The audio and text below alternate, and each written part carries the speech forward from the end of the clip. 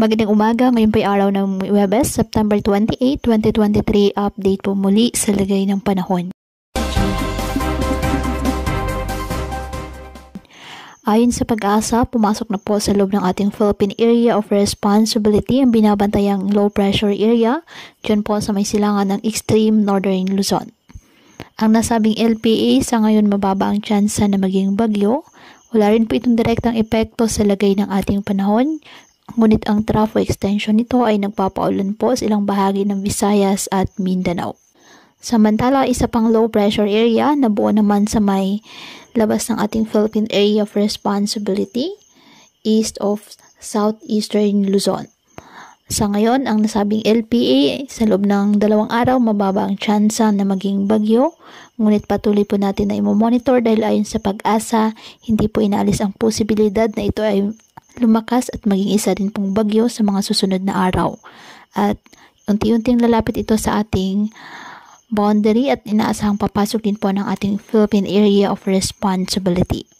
Southwest monsoon at mga localized thunderstorms ay patuloy pa rin po na nagpapaulan silang bahagi ng ating bansa. Wala naman pong gale warning na nakataas ngayon sa namang baybayin ng ating karagatan, kung kaya malaya pa rin pong makapamalaot ang ating mga kababayang mangingisda at may maliliit na sasakyang pandagat. Ngayong araw, dahil po sa trough ng nasabing low pressure area, ang Visayas, Zamboanga Peninsula, Northern Mindanao, Caraga, Davao Region at Masbate asahan na maulap na kalangitan na may kalat-kalat na pag-ulan at thunderstorms. Ang northern portion ng Palawan, asahan din po ang maulap na kalangitan na may kalat-kalat na pag-ulan dahil pa rin po sa habagat. At ang nalalabing bahagi ng ating bansa kasama na ang Metro Manila, bahagyang maulap hanggang sa maulap na kalangitan with isolated rain showers or thunderstorms dahil po sa trough ng low pressure area at localized thunderstorms.